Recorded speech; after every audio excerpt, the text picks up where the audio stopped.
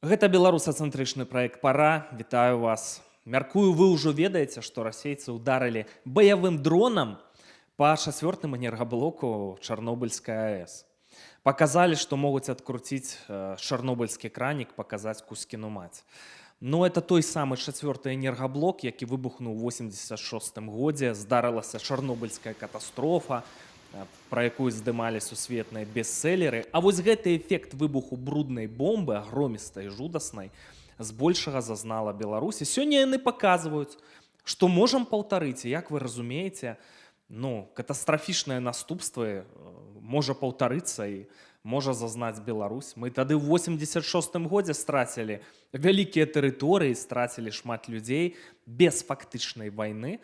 І вось гэта можа паўтарыцца. І гэта надзвычайнае здарэнне, якое здарылася, пакуль той энергаблок не разбамбілі, это пакуль сігнальчыкі шлюцца. Але вось гэтае надзвычайнае здарэнне, плюс тое, што выбухаюць над беларускімі гарадамі расійскія баявыя дроны, гэта ўсё сведчыць, што апакаліптычныя сцэнары, пра якія я расказваю цягам года, яны, на жаль, набліжаюцца. І вось што можа быць у Беларусі? Я хачу пра гэта пагаварыць, адказаць на пытанні гледачоў. Мяне пыталіся, калі ў Беларусі пачнецца вайна. Это вельмі актуальна, чтобы хто не думаў.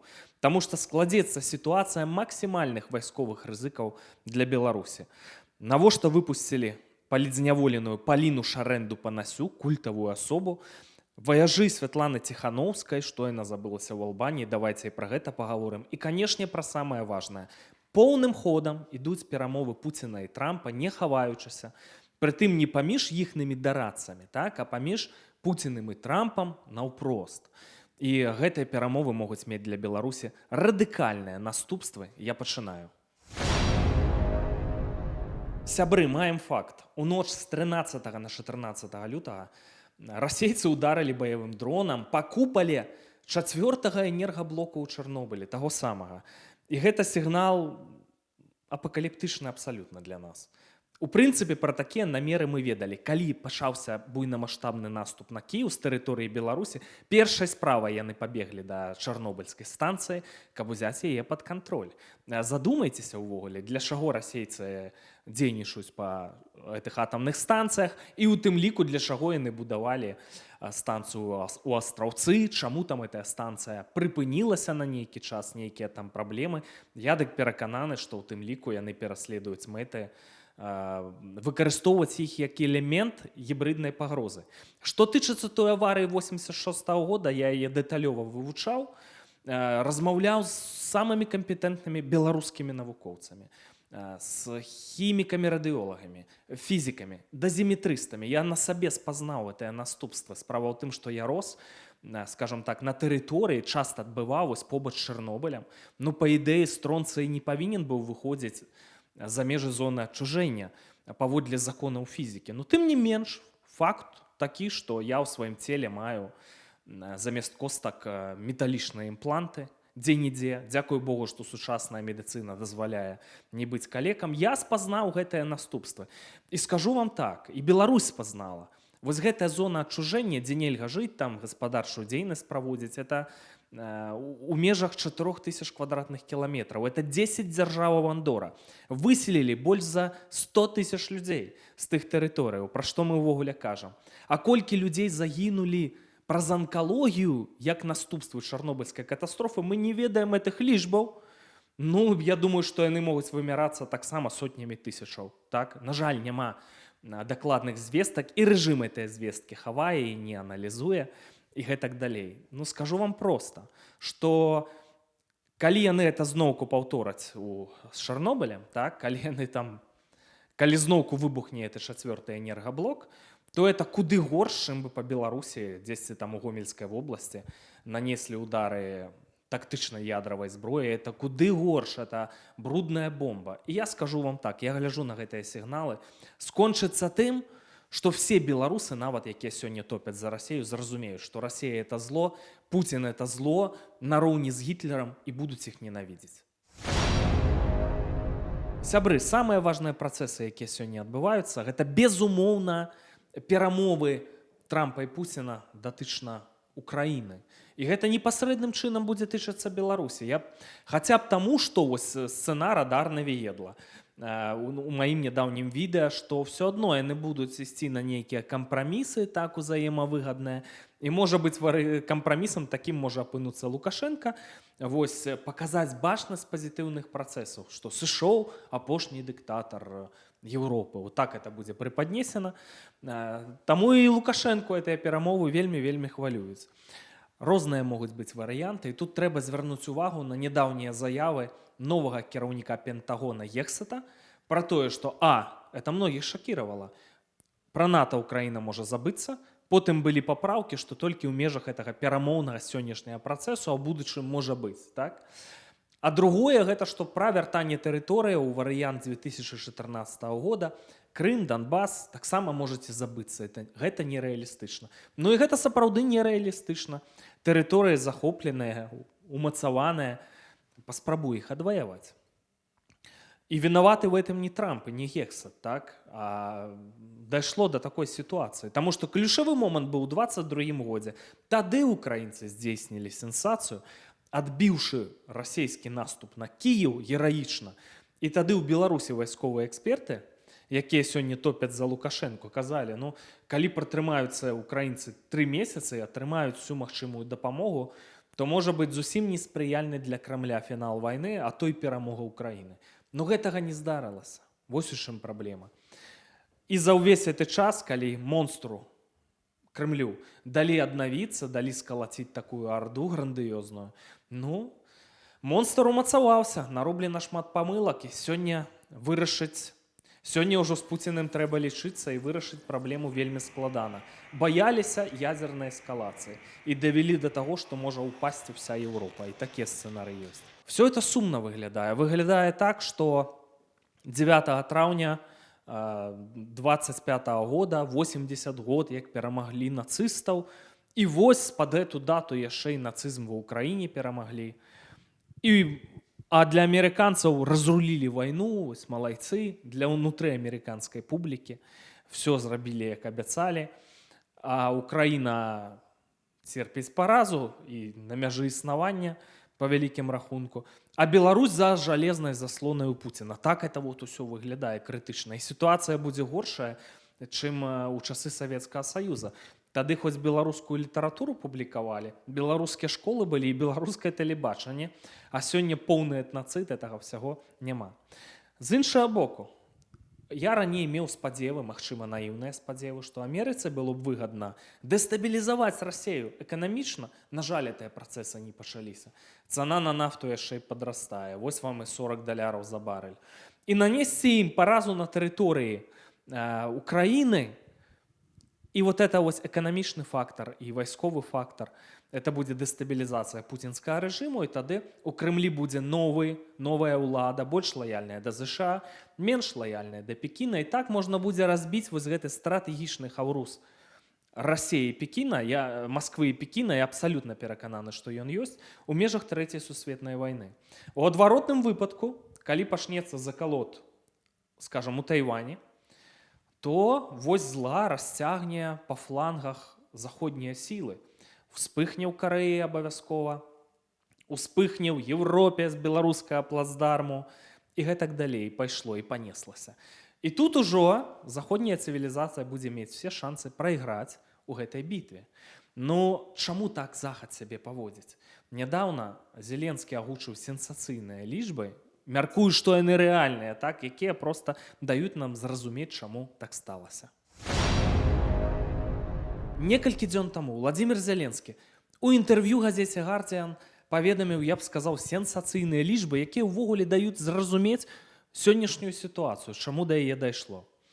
Значыцца, ён назваў колькасць цалкам укамплектаваных расійскіх брыгад на сённяшні момант, здаецца, 220, цалкам укамплектаваных брыгад. Брыгада блізу 3000 чалавек, я так разумею, такія разлікі.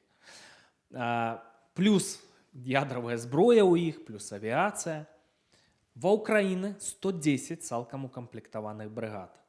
Без авіяцыі, можна сказаць, без ядравай зброі. І украінцы ўпіраюцца, умудрыліся нават частку Расійскай Федэрацыі акупаваць. А ведаеце, колькі у еўрапейскіх натаўскіх краінах з улікам амерыканскага кантынгента. 82. І разумеючы ўсё гэта, краіны Захада ўжо даўно перад Пуціным склалі лапкі. Разумеюць, што сілы нероўныя. Яны робяць заявы, мы з Украінай да канца паможам, пераможам, а потым аказваецца, што даюць этой зброі там па чайнай лыжцы ў месяц. Каб проста рабіць бачнасць, імітаваць, то бок не толькі суб'екты беларускай дэмакратыі імітацыяй займаюцца. Это такая нармальная заходняя завядзёнка. Яны ўжо ўсё гатовыя капітуляваць. Вот у Польшы ў газеце «Жэчпасполіта», сур'ёзная газета, экс-намеснік кіраўніка Генштаба сказаў, што ўсё, у Расіі праз 5 год войска 1,5 мільёны падрыхтаваных байцоў. Всё. А Еўропа за 3 гады вайны ўвогуле конь не валяўся, не падрыхтаваныя, не гатовыя ваяваць. І ўсё, прайграем вайну, то бок алармісцкія такія заявы робяцца у сувязі з гэтымі лічбамі. І ведаючы все гэтыя расклады, і ведаючы гэтыя настроі, што можа быць у Беларусі. Но калі спраўдзяцца там прагнозы заходніх аналітыкаў, што калісьці там праз 5 гадоў, там у 30-м ці 29-м расейцы пойдуць на Европу, то вы же разумеете, что это с белорусского плацдарма, это вариант знішчэння Беларуси, вельмі масштабныя войны, новыя виды зброі. Это горш можа быць, чым нават падчас Другой сусветнай, то, што адбывалася ў Беларусі. Але, мне здаецца, это вельмі аптымістычна думаць, што штосьці там здарыцца праз 5 гадоў. І вось цяпер падзеі, за якімі трэба сачыць. Я пачну ад больш далёкіх. Значыцца, вучэнні «Захад-2025» у Беларусі. Тут можа быць 2 мэты. Першая мэта – у 22-м годзе перад нападам на Украіну расійскія кантынгенты ў Беларусі замацаваліся, але потым іх разбілі, калі яны пайшлі на Кіеў, і ввогуле з Беларусі іх вывелі, рэшткі, якія засталіся, каб перакінуць на больш актуальныя фронты. Склалася такая цікавая сітуацыя. Беларусь у стратэгічнай залежнасці. Так, там на полігонах тренавалі гэтыя войскі. Прамысловасць працавала на вайскова-прамысловы комплекс Пуціна, на забеспячэнне гэтай арды. Ну, не было кантынгентаў унутры Беларусі, там ці былі мінімальныя, то зараз будзе магчымасць вярнуць гэтыя кантынгенты, прытым вельмі сур'ёзныя кантынгенты, без магчымасці іх вывесці. Все, падпісалі дамову ў межах саюзнай дзяржавы вайсковую, калі Пуцін у Менск прылятаў, датычна новых баз у Беларусі. То бок наша незалежнасць, рэшткі яе, якія проста хістаюцца на валасінцы, ну, што засталося, даруйце мне, расійскі рубль увесці, наднацыянальны орган паставіць і, напрыклад, памяняць лукашэнкаўскі сцяг на трыкалор. Вельмі вялікая пагроза ўвогуле існавання Беларусі на сённяшні момант. Але мэта можа быць і другой. Там заходнія аналітыкі спадзяюцца, штосьці там праз 5 гадоў Пуцін будзе гатовы. А чаму вы думаеце, што ён ужо сёння не гатовы? Можа быць, у іх ёсць праблемы з тэхнікай. Але самае важнае, што ў іх няма праблем з байцамі і з пасіянарнай сілай. Прэ-арда, значыцца, ідуць на смерць, гатовыя ў палон не здавацца, сябе страляюць, масавыя выпадкі, так? І пойдуць на вас, а вы не гатовыя. Канешне, вот гэты варыянт з Беларусі ў сувалкаўскую прастору ўжо падчас вучэнняў «Захад-2025» здавалася б такі рызыкоўны для Пуціна варыянт, каб хаця б Балтыю адрэзаць з Беларусі і дапаможны кірунак уздоўж Балтыйскага мора замкнуць вот там эту сувалкаўскую прастору. Што пабаяцца, там задзейнічаюць 5 артыкул статута НАТО, амерыканцы будуць вымушаныя дзейнічаць, это рызыкоўна. Ну, слухайце, Пуціну што вы думаеце, многа засталося, а чалавек хоча трапіць у гісторыю, хоча грандыёзных перамог. З Украінай грандыёзна не атрымалася. Я цалкам дапускаю варыянт, яны ж рыхтаваліся да вайны, вось па гэтым балтыйскім кірунку, так, умацоўвалі масты там і гэтак далей, што гэты варыянт можа рэалізавацца, і гэта вайна ў Беларусі. Украіна, вот эту мюнхенскую канферэнцыю называюць «Мюнхенская змова 2», што Украіну здадуць як судэты ў 1938 годзе. Чэмберлен здаў са сваімі партнёрамі, здаў судэты Гітлеру, уміратваралі яго. І это не спыніла другую сусветную вайну, якая пачалася вельмі хутка, так? Зараз яны тое самае хочуць правярнуць. Ну, і ў тым жа месцы, што самае цікавае. Ну, украінцы з гэтым не згодныя. Вось у чым нюанс. Яны антысістэмныя, яны анархічныя, яны з гэтым не згодныя. У іх застанецца толькі адзін варыянт, як паспрабаваць змяніць дынаміку сітуацыі, ну, каб проста паспрабаваць мець шансы на выжыванне. І гэта можа быць дэстабілізацыі Беларусі, заход на беларускую тэрыторыю, так жа, як это здарылася з Курскай вобласцю. Таму ўжо там на мяжы лукашэнкаўцы вядуць прыгатаванні да такіх сцэнароў. І это зноў-такі варыянт вайны ў Беларусі, а украінцы гэта будуць рабіць проста вот это ўжо апошні шанс, апошняя такая вымушаная мера, у тым ліку ў спадзеве, што маштабіруецца вайна, і ў яе ўжо будуць вымушаныя вцягвацца, у тым ліку, напрыклад, палякі, так? Вот такі можа быць разлік, і я бы з рахункаў гэты разлік не скідваў, яшчэ больш блізкія падзеі. У красавіку адбудзецца так званы ўсебеларускі народны сход. І тут такая здарылася казусная сітуацыя. Лукашенко ў 2020 годзе, вы помніце, кляўся дзецьмі, што все, апошні прэзідэнцкі тэрмін, ну, відаць, яго там падпіхвалі з Крамля, што давай, все, транзіт арганізоўвай, новыя асобы там нам патрэбныя і гэтак далей. Ну, здарылася вайна, умацавала пазіцыі Лукашэнкі гэтая вайна. Ён ужо як бы стаў патрэбны, стаў на забеспячэнне пуцінскіх войскаў працаваць. Все, далі правесці выбары. Лукашенко зноўку кіруе Беларусю, і тут такі вот юрыдычны казус. У Канстытуцыю ўпісалі это ўсебеларускі народны сход, дзе як бы пасада старшыні важнейшая, чым прэзідэнт. Там старшынёй з'яўляецца таксама Лукашенко. Ну, як бы важнейшы, чым прэзідэнт. Чаму б гэтай юрыдычнай калізіяй расейцам не скарыстацца? Вось прама ў красавіку падчас правядзення вось гэтых усебеларускага народнага схода. Паводле логікі так не павінна адбыцца. Все там роўна павінна прайсці, ніякіх праблем. Але калі будзе вот это кансэнсус Трампа і Пуціна, я думаю, што яны могуць і гэтае мерапрыемства скарыстаць для таго, каб Лукашэнку адправіць на пенсію, знішчыць, там розныя могуць быць варыянты. Таму не сумнявайцеся, у Беларусі можа быць цікава, але зноў-такі рэшткі суверэнітэта на валасінцы болтаюцца. А расейцы маюць канкрэтныя планы, все, поўная анексія, все, няма ніякой Беларусі. І лукашэнкаўцы ім таксама не патрэбныя. Значыцца, всіх згрэбчы на мясныя штурмы, дэпартацыі, там, дарэчы, сілавікоў з гэтых тэрыторыяў, зачыстка і гэтак далей, ваенны плацдарм. То бок мы апынемся па адзін бок барыкад з сённяшнімі ворагамі, нават так можна сказаць, якія Беларусь зачышчалі. Што можна зрабіць? Пытанне ад гледашоў, так? Чаму выпусцілі Паліну Шарэнду-Панасюк? Для чаго гэта робіцца? Выпускаюцца там журналісты радыё «Свабода», нейкія сігналы шлюцца. Што мы сёння можам зрабіць? Пункт, нам патрэбна ў першую чаргу абсалютна неабходнае не тое, што пацяпленне рэпрэсіўнага клімату, поўнае спыненне рэпрэсій. Но для гэтага трэба зрабіць адну рэч, яе павінен зрабіць рэжым. Яны ведаюць, што яны павінны яе зрабіць, гэта прыбраць пракрамлёўскія элементы розных там генералаў з цэнтра прыняцця рашэння. Вот тыя, якія ў кабінетах развешвалі расійскія трыкалоры, я думаю, што спіс гэтых людзей ёсць. Это будзе імгненны, канешне, сігнал у Крэмль, што тут нейкія манеўры дзіўныя ў Беларусі пачаліся. Асабліва, калі нешта пачне адбывацца з рознымі там Бондаравымі, Гігінамі, вот этими імперцамі, якія топяць, значыцца, каб Беларусь была ў расійскай імперыі насамрэч.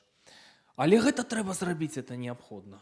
Это складаная задача, якая, ну, кладзецца на плечы рэжыма ў Беларусі, і іншых варыянтаў няма. Другое, як я сказаў, поўнае пацяпленне рэпрэсіўнага клімату, ўсіх палітвязняў выпусціць, поўная амністыя, ніякіх арыштаў, ніякіх рэпрэсій, но это патрэбна нам для захавання увогуле беларускай дзяржавы. А мы гаворым пра сітуацыю вайны. Ужо все гавораць, разумееце, вся Европа гаворыць. І з гэтага трэба сыходзіць. Захад павінен адцягваць Лукашэнку ад свайго хаўрусніка. Для таго, каб зрабіць лепш у сябе. Для таго, каб эта тэрыторыя была больш прадказальная. Каб вот гэтыя варыянты буйнамасштабных нападаў неяк мінімізаваць гэтыя варыянты, так вот, з беларускага плацдарму, пакуль яшчэ не сталі расійскія кантынгенты на нашай тэрыторыі. З гэтай прычыны, плюс гэтыя перамовы Пуціна з Трампам, я маю пэўныя спадзевы, шаноўныя сябры, я маю, карацей, пэўныя спадзевы, у тым ліку на тое, што палітыка Трампа пазітыўна адаб'ецца на перспектывах дэмакратыі ў Беларусі. Вот так. Вот такое маё меркаванне. Хоць яно можа быць і адваротны варыянт, сыходзячы з сённяшніх заяваў, але як варыянт я спадзевы такія маю. Пэўныя шансы ёсць.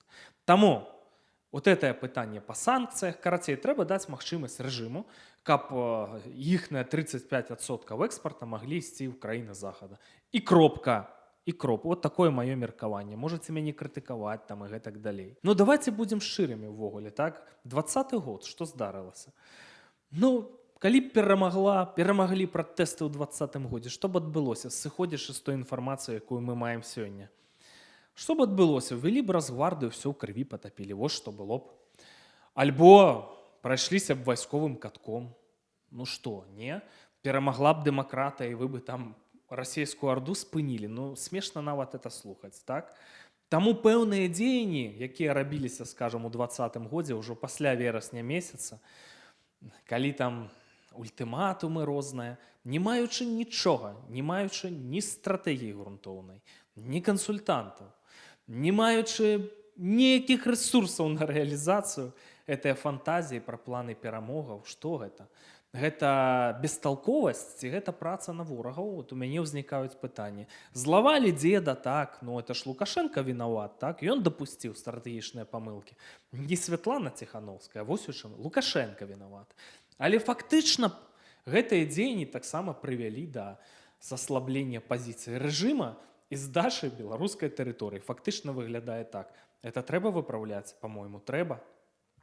Хорошым бы знакам была нейкая кансалідацыя дэмсілаў за мяжой, каб аб'яднаць нейкія інтэлектуальныя намаганні. А то адныя маюць доступ там да розных рут і могуць фатаграфавацца, але, па-мойму, не хапае мазгоў, а ў іншых ёсць мазгі, падаецца.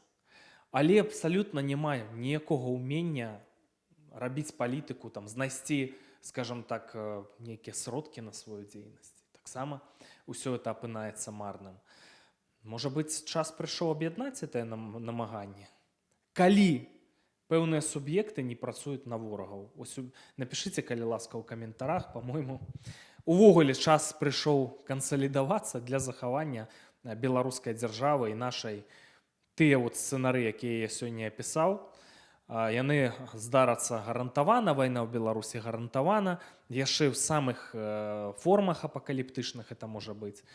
Ну, калі ёсць нейкія мізэрныя шансы все-таки з этой сітуацыі выбрацца, можа быць, все-таки этими шансамі скарыстацца. Я часам думаю, хоць ты сам ідзі ў палітыку.